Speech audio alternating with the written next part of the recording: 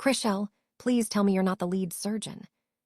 The man on the gurney could barely get the words out.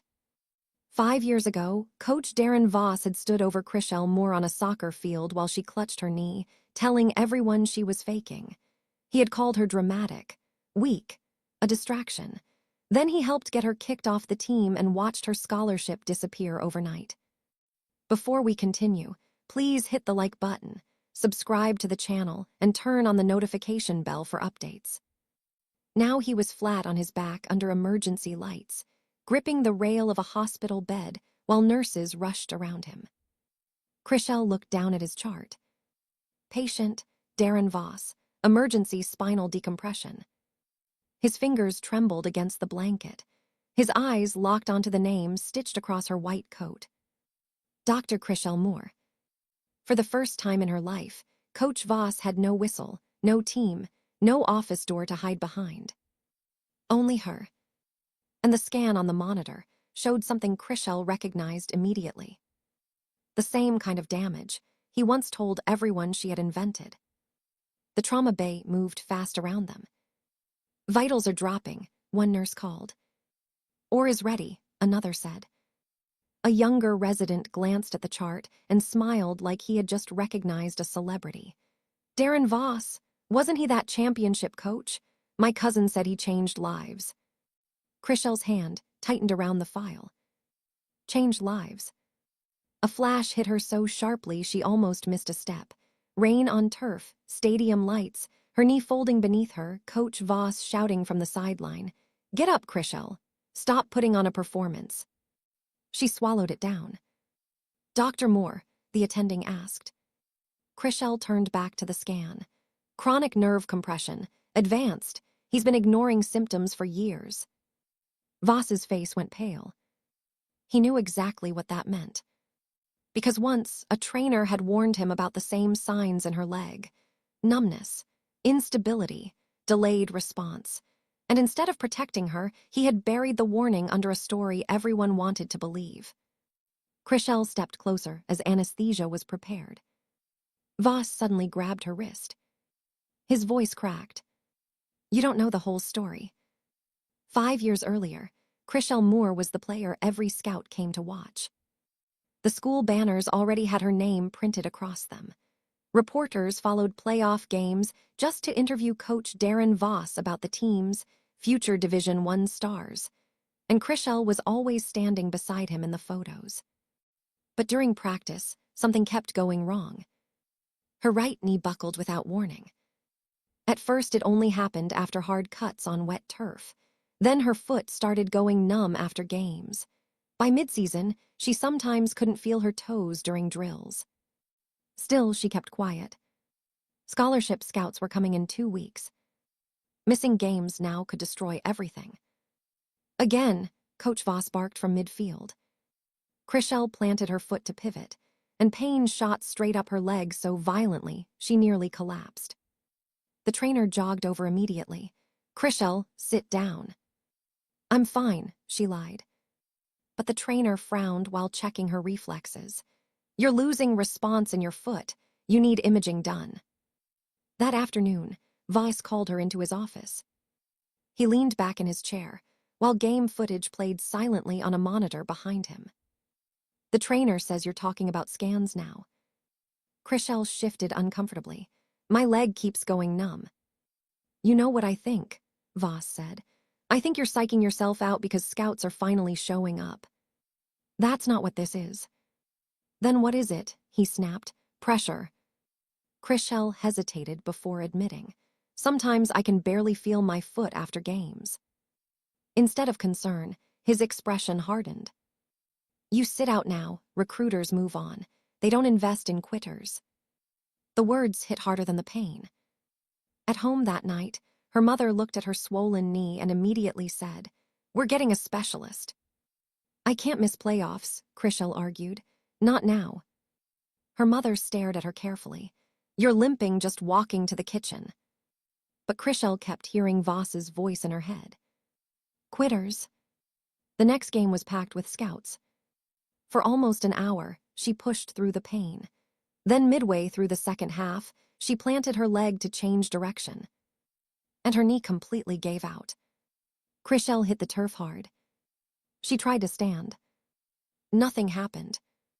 The stadium noise blurred together while players gathered around her.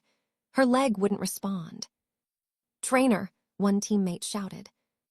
But on the sideline, Coach Voss barely moved. Chriselle looked up just in time to hear him mutter to an assistant coach, "Watch tomorrow, she'll suddenly feel fine." Hours later, lying in bed with ice wrapped around her knee, Chriselle opened her phone. The school athletics page had already posted about the game. But the caption stopped her cold. "Team remains focused despite distractions."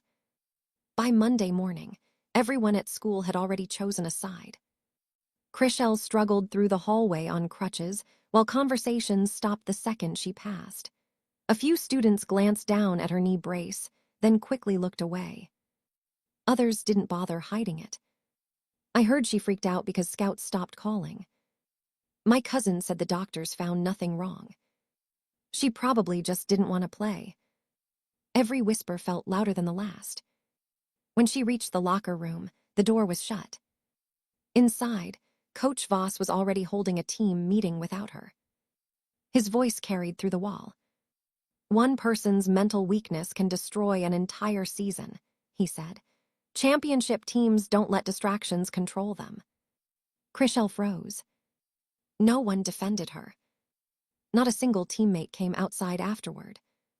Her phone stayed silent all afternoon, except for one email from the athletic department revoking her captain's status, effective immediately.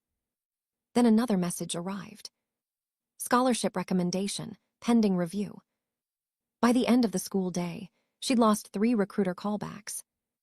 That evening, Chriselle waited outside the gym until practice ended. Parents crowded the parking lot while players walked toward their cars. The moment Voss stepped outside, she held up her medical paperwork. "The neurologist says there's possible nerve trauma," she said. "You told everyone I was lying." Voss didn't even glance at the documents. "Doctors didn't find anything serious," he replied loudly enough for everyone nearby to hear. "That's not true. You collapsed during one game and suddenly need all this attention." Several parents turned toward them. One father shook his head. "Athletes fake injuries all the time now." Chriselle felt heat rush into her face. "I'm not faking anything." But Voss simply crossed his arms, calm, confident, untouchable. And the worst part was realizing the administration already believed him. As the crowd dispersed, one assistant coach quietly approached her near the bleachers. His voice stayed low. "The trainer filed an incident report after practice last month," he said. "It recommended you stop playing immediately." Chriselle stared at him. "Then where is it?" The assistant hesitated. "It disappeared after Voss met with administration." Before Chriselle could respond, the coach suddenly glanced toward the parking lot. Voss was standing beside his truck, watching them. The assistant immediately stepped back. "I shouldn't be talking about this." Then he walked away. That night, Chriselle opened an email from the school district. "Removal from team, due to conduct detrimental to program integrity." Her chest tightened. Then another notification appeared. And another. Every scholarship inquiry she had saved over the last year now carried the same update. Withdrawn. The neurologist didn't sugarcoat anything. Chriselle sat motionless while scans of her spine and knee glowed on the screen beside him. "You've been playing on this for months?" he asked. She nodded slowly. The doctor exhaled through his nose. "You have severe nerve compression. The instability in your leg is getting worse because treatment was delayed too long." Chriselle stared at the image. Dark pressure against the nerve. Clear as day. "So what happens now?" "You'll need surgery," he said carefully. "But I need you to understand something." He paused. "If this had been treated earlier, there's a good chance the permanent damage could have been avoided." The room went silent. Outside, life kept moving normally. Nurses walked past the office. Phones rang. Someone laughed down the hallway. Meanwhile, Everything Chriselle had planned for herself collapsed in a single sentence. No soccer. No scholarship path. No recruitment offers coming back. The next year became physical therapy appointments instead of training sessions. She watched former teammates post college photos while she learned how to walk without instability in her knee. But somewhere inside all the anger, a different obsession started growing. She wanted to understand exactly what had happened to her body. That decision slowly changed everything. Community college became pre-med courses. Pre-med became medical school. Then years later, Chriselle Moore stood inside a teaching hospital wearing surgical scrubs instead of a team jersey.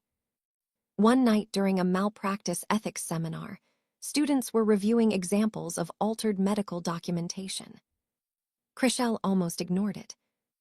Then she noticed something familiar in a sample digital timestamp system. Her stomach tightened. Later that night, she requested archived school records connected to her injury. Hours turned into days. Then she found it. The trainer's original injury report had existed.